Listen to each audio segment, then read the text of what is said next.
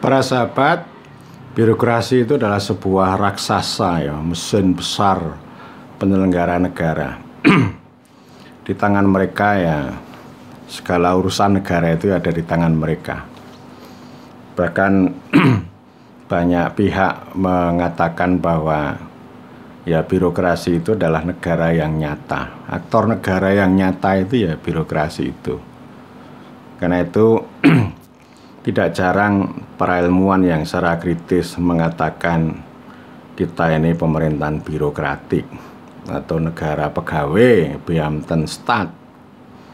Ya, jadi Beamtenstaat itu negara dalam arti yang sebenarnya itu tidak ada. Yang ada adalah para aparat yang menguasai dan memanfaatkan maupun menikmati negara. Contohnya ya pensiun ya, yang dapat pensiun ya birokrat, jabat negara. Kalau petani ya nggak dapat pensiun. Petani itu dia orang lain, dia pihak lain. Ya, tapi kalau petani ya disuruh bela negara. Tapi kalau mereka ya menguasai, memiliki negara. Nah ini problem kita itu antara lain ada di situ. Jadi seakan-akan ya ini ya negara itu sama dengan birokrasi. Meskipun demikian di Indonesia birokrasi itu tidak tunggal ya, beda-beda. Dulu Donald Emerson itu mengatakan pluralisme, majemuk ini, birokratnya majemuk, beda-beda ya, meskipun dia dulu ada birokrat santri sama birokrat abangan. Dulu ceritanya itu tahun sekian ya. Dan sekarang pun juga masih relevan untuk dihadirkan. Jadi ya birokrasi antar kementerian itu ya beda-beda dalam memandang berbagai macam persoalan. Karena itu ada istilah ego sektoral. Wah inilah luar biasa ini ego sektoral ini.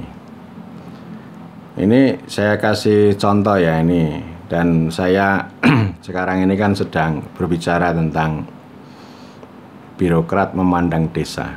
Ya beda-beda. Ya memang nanti ada titik temunya, tapi beda-beda, sangat majemuk. Misalnya dalam hal menyikapi ini ya, boleh nggak dana desa digunakan untuk memperbaiki kantor desa? Nanti birokrat Kementerian Keuangan mengatakan tidak boleh, dilarang itu. Peraturan pemerintah tentang dana desa itu hanya mengatakan bahwa dana desa hanya untuk pembangunan dan pemberdayaan. Pemerintahan nggak boleh. Baru belakangan untuk dana operasional 3% itu untuk operasional pemerintah desa. Saya nggak mau membaca itu peraturan Menteri Desa itu, nggak begitu relevan untuk dibaca.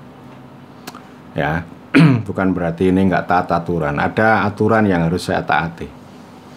Tapi kalau ini kan peraturan menteri itu kan itu mainan mereka. Bukan memuliakan warga negara. Bukan memuliakan konstituen. Kalau kita ngomong undang-undang desa ya konstituen utama ya kepala desa.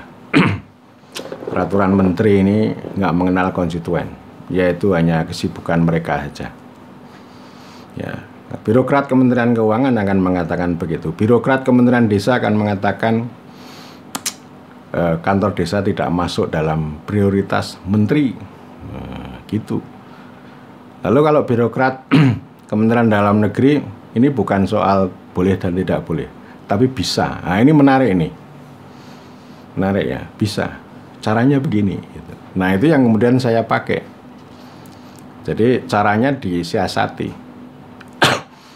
Tapi problemnya memang birokrat daerah takut. Intinya kan begini. Kalau ini desa udah lama ya, dari dulu nggak sampai sekarang nggak punya kantor desa kan, ya penting kantor desa itu. Bagaimana ini untuk pertemuan secara sosial, secara politik antara kepala desa, pemerintah desa dengan orang banyak kalau nggak punya kantor. Masa kantornya privat di rumah kepala desa. Ini kan privat, yang publik kok diprivatkan gitu. Kan nggak menarik ini. Ya, jadi karena memang ada alasannya ya. Kita punya alasan. Karena sudah puluhan tahun nggak punya kantor desa. Kemudian yang kedua diputuskan oleh musyawarah desa, yang ketiga ditandatangani di ACC derek-derek oleh bupati. Nah, itu namanya bisa itu. Jadi satu poin yang sering saya diskusikan dengan teman-teman Kemendagri di situ. Tapi pejabat daerah, bupati juga nggak mau ambil resiko. Nah, itu namanya tidak melindungi desa itu. Ya, jadi ini baru soal itu saja. Nah, saya menyampaikan ada ini ya, 4 tipe birokrat memandang desa. Pertama, birokrat singgasana, birokrat otokratik atau birokrat singgasana. Wah, itu begini ini. Ini kerjanya menindas desa ini. Jadi kalau birokrat ini kerja mengabdi pada aturan, hidup matinya pada pasal, pada ayat gitu ya. Ini kemarin saya ngomong tentang ini ya warga negara ya, adalah di pertemuan sana itu. Warga negara itu satu memperoleh penghidupan yang layak dengan bekerja atau berusaha, satu ya. Yang kedua bisa mengakses layanan publik, yang ketiga taat aturan, yang keempat bayar pajak. Lah kok birokrat itu mengutip saya itu hanya yang nomor 3. Ngomong sama kepala desa itu harus taat aturan. Tadi apa yang disampaikan Pak Toro setuju saya, gitu ya dia. Tapi yang taat aturan tadi, loh kan itu kan mereduksi. Padahal kan saya ngomong 4. Dan kalau aturannya itu nggak menarik ya disiasati saja. Tidak perlu dijalankan dengan norma dan martabat, tapi cukup dengan siasat. Kan banyak ini aturan-aturan yang hanya untuk melayani mereka. Jadi birokrat otokratik itu paradigmanya kita harus bekerja atas dasar aturan hukum. Gitu. Ya. Jadi kita semuanya untuk melayani aturan. Padahal aturannya itu istilahnya rules without right.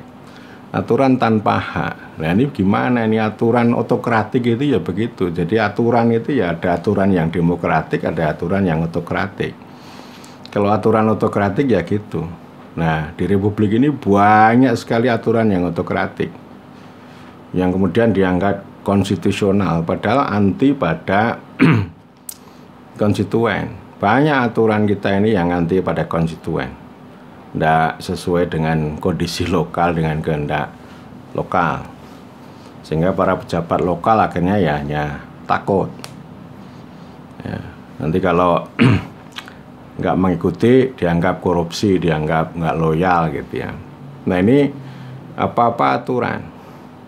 Kalau ngomong itu ya isinya itu ya merendahkan, melemahkan gitu. Contoh nih ya, kepala desa protes, ini dana desa ini laporannya banyak, administrasinya banyak sekali nih, tumpuk gini ya, rumit gitu ya. Lalu pejabat otokratik bilang gini, loh dulu yang minta dana desa siapa? Para kepala desa kan? Kalau Anda minta dana desa konsekuensinya ya begitu, rumit. Itu konsekuensinya Anda menggunakan uang negara. Kalau nggak mau rumit, ya jangan minta dana desa.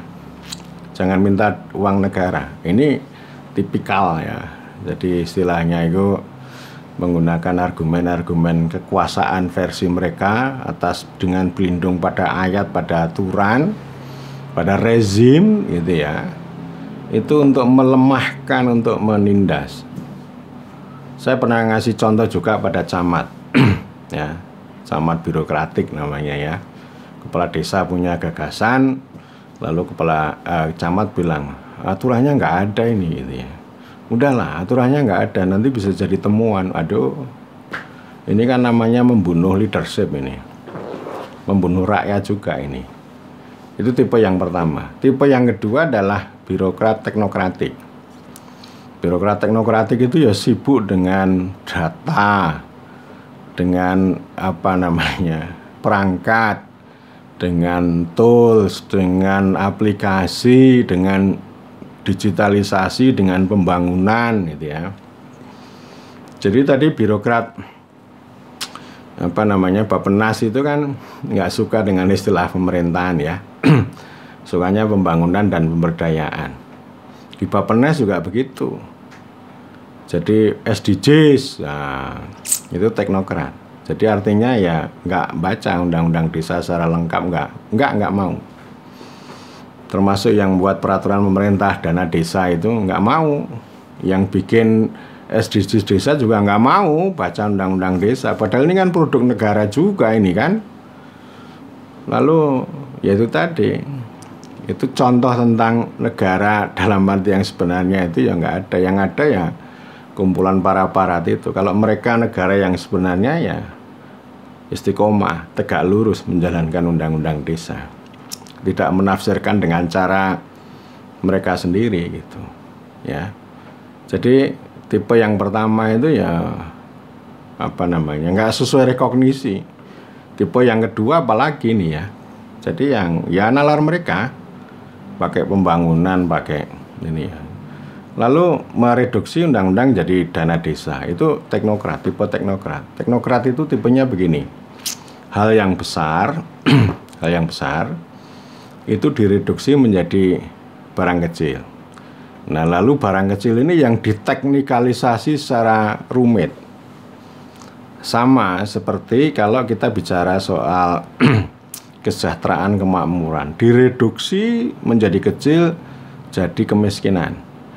Setelah itu kemiskinan itu dibikin rumit, definisinya rumit, diperdebatkan, indikator, datanya gitu kan. Lalu nanti cara ya, caranya rumit juga.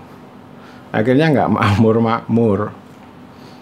Itu tipe teknokrat itu begitu. Ini kekuasaan keahlian tanpa pengetahuan. Jadi mereka itu bisa membuat pemecahan masalah, tapi cara memecahkan masalah itu bukan dengan political economy, bukan dengan realisme yang memadai gitu. Meskipun mereka ya suka ngomong evidence based policy making ya, tapi evidence buktinya itu ya di-create ya dengan cara-cara angka gitu.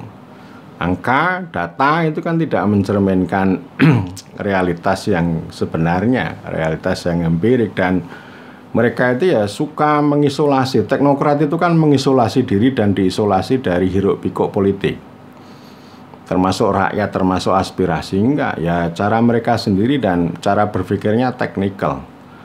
Masalahnya adalah political economy, ekonomi politik, tapi cara menyelesaikan masalah itu dengan cara teknis, dengan manajerial. Nah, itu namanya teknokrasi. Apapun masalahnya digital solusinya, aplikasi gitu ya. Ya mereka wasis itu ya kalau bicara soal inovasi. Padahal inovasi itu ya intinya adalah membuat aplikasi yang tidak berguna untuk rakyat. Itu ya, jadi teknokrasi memang ya intinya keahlian mereka. Keahlian adalah kekuasaan. Dan memang ada titik temu kalau birokrat otokratik itu kan aturan. Nah, ini menyusup ke dalam aturan. Kalau soal tool, soal data, soal keahlian nggak masuk dalam aturan ya nggak bisa berkuasa. Jadi ini artinya juga jenis kekuasaan yang mengandalkan pada keahlian yang tidak sesuai dengan dinamika, dengan kondisi yang nyata gitu. Ini yang ketiga. Yang kedua, lalu yang ketiga, birokrat pragmatis. Pragmatis itu ya sak kecekele lah, taken for granted, ya padanya lah. Jadi yang praktis-praktis gitu. Memandang desa ya nggak mau mikir, nggak mau.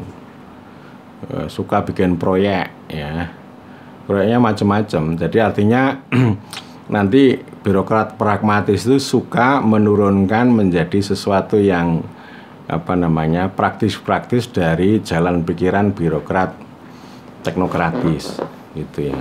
Jadi itu tadi bikin proyek, bikin bintek, bikin sosialisasi, bikin apalah gitu ya. Pokoknya apapun masalahnya ya nanti dikerjakan dengan cara yang praktis-praktis gitu.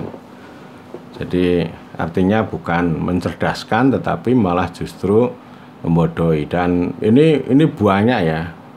Saya sudah mengungkapkan juga pragmatisme itu ya. Ya ini apa namanya, birokrat pragmatis itu ya artinya hanya bikin proyek. Desa itu dianggap sebagai lokasi dan objek proyek ya, menarik sapi kurus dengan tali yang besar dan panjang. Birokrat pragmatis ini nanti yang akan memperoleh apa yang menarik itu tadi ya, tali yang besar dan panjang tadi ya. Sapinya tetap kurus. Lalu yang keempat adalah birokrat yang idealis. Ini berbeda sekali ya, tapi jarang ini yang idealis ini, sedikit ya. Ini biasanya ngomongnya begini, kita harus bekerja atas dasar kehendak rakyat untuk sebesar-besarnya kemakmuran rakyat. Ini kadang saya menemui birokrat seperti itu. Jadi ini sudah politik ini ya. Jadi birokrat bukan birokrat politik yang menjadi mesin politik, tapi birokrat yang pro pada rakyat, pada nilai ya, pada nilai. Ini ada birokrat nih di Kabupaten Pasir, kemarin ketemu saya, beliau mengkritik ini ya, SIPD, Sistem Informasi Pemerintahan Daerah itu ya. SIPD ini kan hanya untuk mengejar WTP, wajar tanpa pengecualian, nggak ada values-nya, nggak ada nilainya gitu ya, itu idealis dia. Nah dalam hal desa juga, ya dia tegak lurus, istiqomah pada undang-undang desa. Jadi soal nilai, soal cita-cita, visi gitu ya. Kalau birokrat apa namanya yang lain itu kan mereduksi ya. Desa kuat itu nggak disukai sama teknokrat. Tetapi kalau birokrat idealis ya, yang pertama kali diomongkan itu desa kuat. Asas rekognisi subsidiaritas itu yang diomongkan dulu. Ya, lalu mereka bisa saja mengkritik ya, yang pandangan dana desa. Jadi kalau birokrat teknokratis dan birokrat pragmatis itu kan memberhalakan dana desa. Oh, dana desa itu jadi berhala betul gitu ya. Nah, mereka kalau ngomong dana desa itu pasti menyimpang dari rekognisi dan subsidiaritas. Sebaliknya kalau birokrat idealis itu ya dasarnya kalau mau melihat desa itu ya rekognisi dan subsidiaritas. Jadi kalau ada desa-desa punya karya, punya inisiatif itu diakui. Ada dialektika ya, alasannya apa gitu ya. Ini kalau camat yang ya, birokratik ya, misalnya, oh aturannya nggak ada. Kalau camat yang idealis, oke, kita ini ya, kita diskusikan, nanti kita perjuangkan. Gitu ya. Dan saya memang sering juga bergaul dengan segelintir birokrat idealis menjadi teman TikTok saya ya. Dan itu ya pelan-pelan ya mentransformasikan. Tetapi kalau di lapangan ini kan tadi ya, itu yang salah satu contoh dari ego sektoral itu ya itu tadi. Ini sudah idealis, nanti ketemu lagi dengan yang tiga, wah udah hancur tuh. Desa itu ambyar, lalu hanya menjadi aturan, hanya menjadi uang, data, proyek gitu ya. Artinya desa yang kuat itu ya nggak akan terjadi. Mimpi besar undang-undang desa ya, atau idealisme Presiden Joko Widodo untuk membangun dari pinggiran dengan cara memperkuat daerah dan desa ya nggak jadi dong. Jadinya ya itu tadi, hanya menjadi arena kekuasaan bagi birokrat yang otokratis, birokrat yang teknokratik, dan birokrat yang pragmatis.